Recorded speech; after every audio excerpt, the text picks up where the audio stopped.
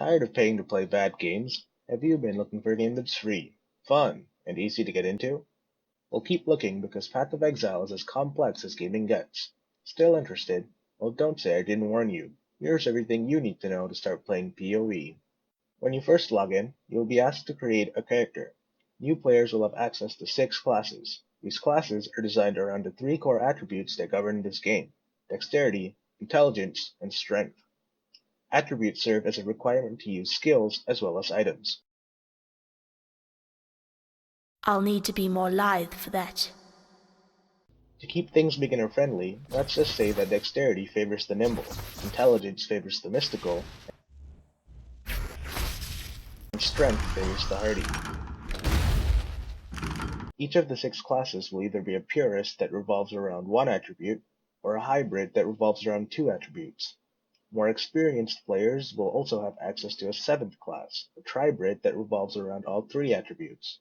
The class you choose will determine your character model, your animations, your starting value for attributes, starting location on the passive skill tree, quest rewards, and your accessibility to skills. So which class should you pick? Well, any class can do anything the other classes can do. Do you want to make a sharpshooter marauder? You can do it. How about a necromantic ranger? Yup, you can do that too. But remember, just because you can, doesn't mean you should. For your first character, I highly suggest picking a class that fits the theme of your preferred playstyle, something along the lines of a spellcasting witch, or a sword and board duelist, or even a sharpshooter ranger. It's a lot easier to learn the game this way. Once you've chosen a class and a name, it's time to choose a league. What's a league, you ask? A league is the version of the game you will play in. Each league has its own exclusive economy, player base, and ladder. The league you choose will either be permanent or temporary. Permanent leagues have existed since the launch of the game. Here, you can choose between playing standard permanent or hardcore permanent. Characters in the hardcore league only live once. Upon dying, characters are transferred to the standard permanent league. Don't worry, your dead hardcore characters can still be played in the standard league. Temporary leagues provide a chance for players to start fresh every once in a while. These leagues often feature an exclusive and game-changing mechanic. Temporary leagues vary in duration and can be played normally or in hardcore. It is important to note that characters that die in the hardcore temporary league are transferred to the standard permanent league and not the standard temporary league. Unless otherwise stated, expect temporary leagues to merge with their permanent counterparts upon ending. For example, the standard temporary league will merge with the standard permanent league. In case you're wondering, the relevant temporary leagues at the time of making this video are the talisman leagues. These leagues see the introduction of a very powerful item called a talisman that can either be equipped or sacrificed to summon a boss encounter. When choosing a league, I highly recommend that you choose a temporary league. Here, you can expect to see a higher player base as well as a healthier economy. It'll probably be more fun too. If you intend to play with friends, make sure to create a character in the same league. Remember that each league has its own exclusive player base and economy. This means that standard permanent characters cannot interact with hardcore permanent characters. Similarly, talisman characters will not be able to interact with talisman hardcore characters. Pick your league and get ready to be exiled. After loading in, you are almost ready to begin your adventure. Let's briefly look at the user interface. Located on your bottom left is your health globe, your chat box, your menu button, and your flasks. Displayed on the screen right now are some examples of chat syntax. The menu button will provide access to other important interfaces.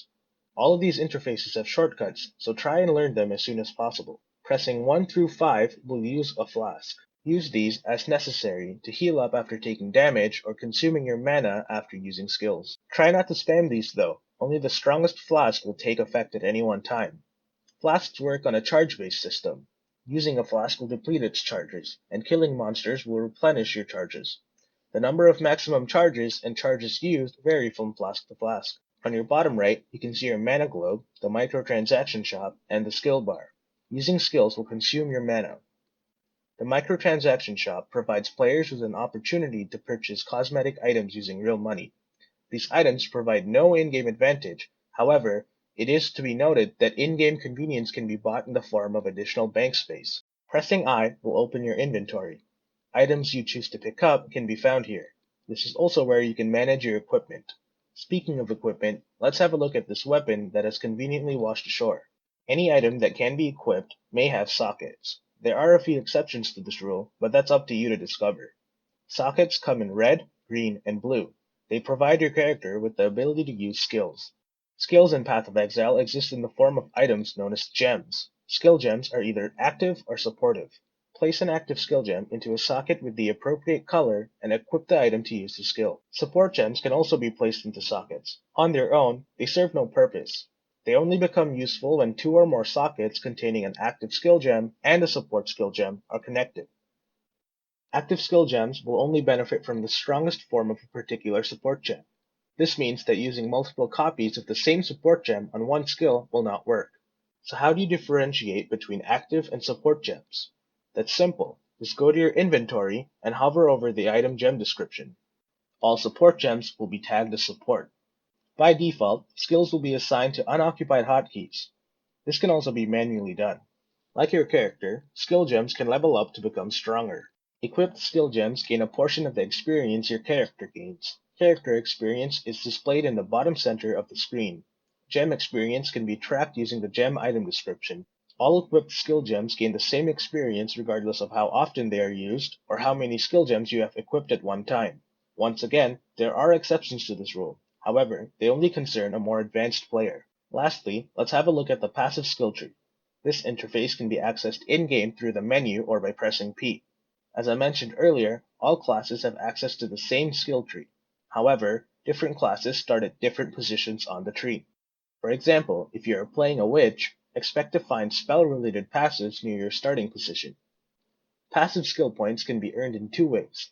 Leveling up will provide you with 1 point, and completing specific quests will provide you with 1 or more points. The number of points you can earn is limited, so use your points wisely. I suggest following a build guide for your first character. Should you choose not to follow a guide, take a logical approach to spending your points.